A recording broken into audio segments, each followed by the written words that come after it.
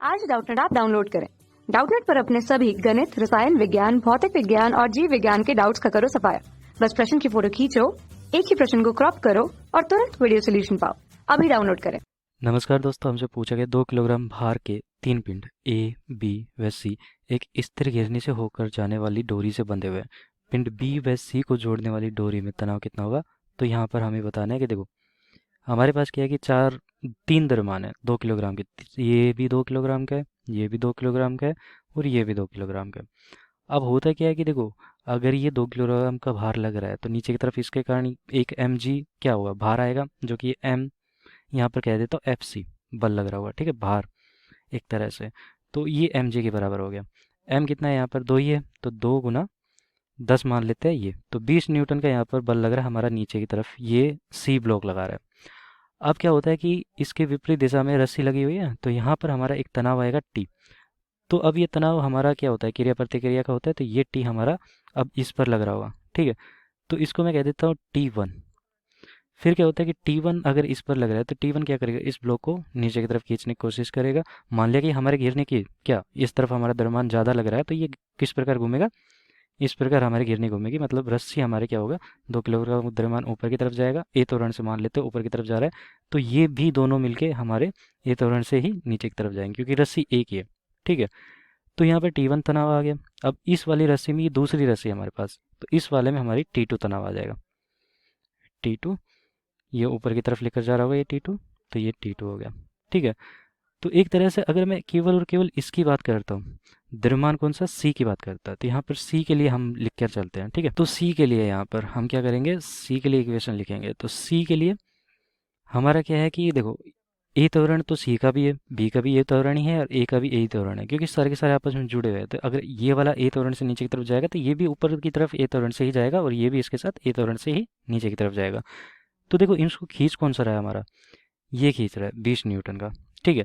लेकिन देखो यहाँ पर एक और चीज़ थी, ये वाला भी भार हमारा कितना है, 20 न्यूटन का ही लग रहा होगा, क्योंकि यहाँ पर भी एम जी हमारा 20 ही है, ठीक है, क्योंकि 2 किलोग्राम द्रव्यमान है और जी से गुना करूँगा तो 20 न्यूटन। इस वाले का भी जी 20 न्यूटन ही है, भार है जो 20 न्यूटन ही है। तो एक तरह से यहाँ पर सी की बात कर लेते हैं, केवल सी के सी पर हमारा जब नीचे की तरफ अगर आ रहा है तो नीचे की तरफ 20 न्यूटन लग रहा है, 20 न्यूटन। लेकिन उसके साथ साथ हमारा क्या लग रहा है, यहाँ पर 20 न्यूटन के साथ साथ यहाँ पर एक T1 विपरीत दिशा में लग रहा है। तो केवल और केवल अगर इस सी की बात करता हूँ तो एफ सी हमारा इस तरफ लग रहा है नीचे की तरफ, ऊपर की तरफ हमारा T1 लग रहा है। तो T1 मान के चल रहा हूँ यहाँ पर विपरीत दिशा में, इसलिए ऋणात्मक ले लिया। और बराबर इसका जो ये बल लग रहा है, ये कुल बल इस पर निकाल लिया मैंने, एक तो ये और एक ये ऋणात्मक में, तो कुल हमारा परिणामी बल ये निकल के आ गया। और यहाँ पर द्रव्यमान हमारा 2 kg है, तो 2 हो गया। और ए त्वरण से ये जा रहा है तो ए, ये बल m गुना ए यहाँ पर हो गया, ठीक है। तो 2 kg हमारा ये सी का द्रव्यमान हो गया, ए यहाँ पर त्वरण हो गया। तो ये तो प्रथम समीकरण आ गई। अब क्या होता है कि हमारा जब ये वाला है तो इसके साथ साथ हमारा बी ब्लॉक भी जा रहा है, तो बी ब्लॉक के लिए अब हम समीकरण लिखेंगे। तो बी ब्लॉक के लिए कैसे लिखेंगे, देखो केवल और केवल हमारे यहाँ पर कुल बल कितने लग रहे हैं, T1 और 20 दोनों लग रहे हैं, तो नीचे की तरफ T1 और 20 दोनों लग रहे हैं, तो ये दोनों योग कर दिया मैंने। लेकिन ऊपर की तरफ भी लग रहा है एक बल, तो ये माइनस का T2 हो गया। अब क्या होगा, यहाँ पर बराबर हमारा ये कुल बल लग रहा है इस पर, और ये एम ए के बराबर हो जाएगा, ये भी 2 a के बराबर हो गए, तो समीकरण 2 आ गई, ठीक है। एक हमारा यहाँ पर क्या है, T2 बराबर देखो यहाँ पर अब मैं क्या करूँगा कि इसके लिए तो लिख ली मैंने, इसके लिए भी लिख ली। अब किसके लिए, ए के लिए लिखते हैं हम समीकरण। तो ए के लिए हमारा T2 ऊपर की तरफ लग रहा है और 20 न्यूटन नीचे की तरफ लग रहा है, तो T2 ऊपर की तरफ, जो कि ऊपर की तरफ इसको लेकर जा रहा है तो ज़्यादा यही होगा, T2 माइनस का हमारा 20, तो ये परिणामी बल निकल के आ गया। और ये किसके बराबर होना चाहिए, एम ए के बराबर होना चाहिए। 2 किलोग्राम द्रव्यमान है और ए यहाँ पर लिख दिया मैंने। ये समीकरण 3 होगी। 3 समीकरण का उपयोग करने वाले हम। तो प्रथम समीकरण हमारी कुछ इस प्रकार है, 20 माइनस का T1 2a। तो लिख देता हूँ सबकी सब एक साथ, 20 माइनस का T1 बराबर 2a, ये प्रथम समीकरण है, ठीक है। इसको क्या लिखूँ, T1 माइनस का T2, T1 माइनस का T2, और बराबर हमारा क्या लिख दूँ इसको मैं, 2a।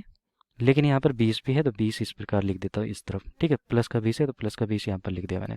ए के लिए भी लिख लेते हैं, T2 बराबर हमारा कितना हो जाएगा यहाँ पर, T2 बराबर माइनस का 20, तो ये माइनस का 20 इस तरफ लिख सकता हूँ, या फिर ऐसे ही लिख देता हूँ, T2 माइनस का 20 बराबर हमारा क्या हो जाएगा, 2a, ठीक है, ये समीकरण 3 होगी और ये समीकरण 2 होगी। अब तीनों को हल करके हम निकाल सकते हैं तीनों मान, क्योंकि यहाँ पर 1 2 T2 और 1 A त्वरण, 3 समीकरण और 3 मान हमें ज्ञात नहीं है, तो तीन समीकरण से 3 मान ज्ञात कर सकते हैं। अब मैं एक काम करता हूँ, यहाँ पर मैं क्या करता हूँ कि तीनों समीकरणों का योग कर देता हूँ। तो प्रथम, द्वितीय और तृतीय, ये तीनों समीकरण का यहाँ पर योग कर रहा हूँ। तो होगा क्या, यहाँ पर देखो योग करने पर इस तरफ वाली राशि और इस तरफ वाली राशि योग करेंगे तो ये तो 6A हो जाएगा इस तरफ, तो तीनों योग होकर, और इस तरफ देखो ये क्या होगा, T1 से T1 कट जाएगा क्योंकि ये धनात्मक है, ये ऋणात्मक है। T2 यहाँ पर धनात्मक, यहाँ पर ऋणात्मक, यहाँ पर ऋणात्मक, यहाँ पर धनात्मक, तो ये कट गए। T1 और T2 तो कट गए, इस तरफ कुछ नहीं रहा। ठीक है, 20 यहाँ पर बच गया, 20 यहाँ पर, लेकिन यहाँ पर माइनस का 20 है, तो ये 20 और ये 20 कट गया आपस में, लेकिन हमारे पास अभी भी 20 बचा हुआ है। तो हमारा त्वरण कितना हो जाएगा, A बराबर 20/6, तो ये आ गया 10/3। ठीक है, तो ये त्वरण मीटर प्रति सेकंड स्क्वायर में लिख दिया मैंने त्वरण।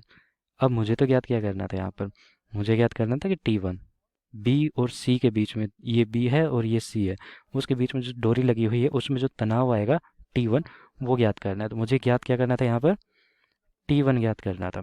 ठीक है, तो T1 यहाँ से कर सकता हूँ मैं ये वाली समीकरण से, क्योंकि A का मान अब मुझे ज्ञात हो गया। तो समीकरण 1 से क्या कर सकता हूँ मैं, देखो T1 को मैं इस तरफ ले जाता हूँ, एक तरफ कर देता हूँ, इस तरफ ले गया, लेकिन 2A को इस तरफ ले आता, तो 20 माइनस का 2A हो गया।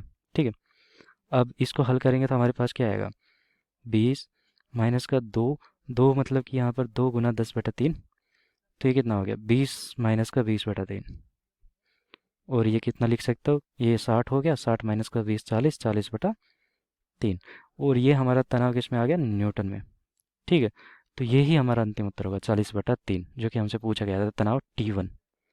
तो B और C के बीच में जो तनाव है वो होगा 40/3। तो देखो यहाँ पर हमारा हो क्या रहा है कि दूसरा विकल्प देखो 13.33 आता है, 40/3 का मतलब 13.33 हो गया, तो लगभग 13 न्यूटन के आसपास हो गया। तो T1 हमारा B विकल्प सही हो जाएगा यहाँ पर। धन्यवाद। कक्षा 6 से 12वीं से लेकर नीट, IIT, JEE वो एडवांस के लेवल तक 1 करोड़ से ज्यादा छात्रों का भरोसा। आज ही डाउनलोड करें डाउटनेट ऐप या व्हाट्सएप करें अपने सारे डाउट्स 8400 400 400 पर।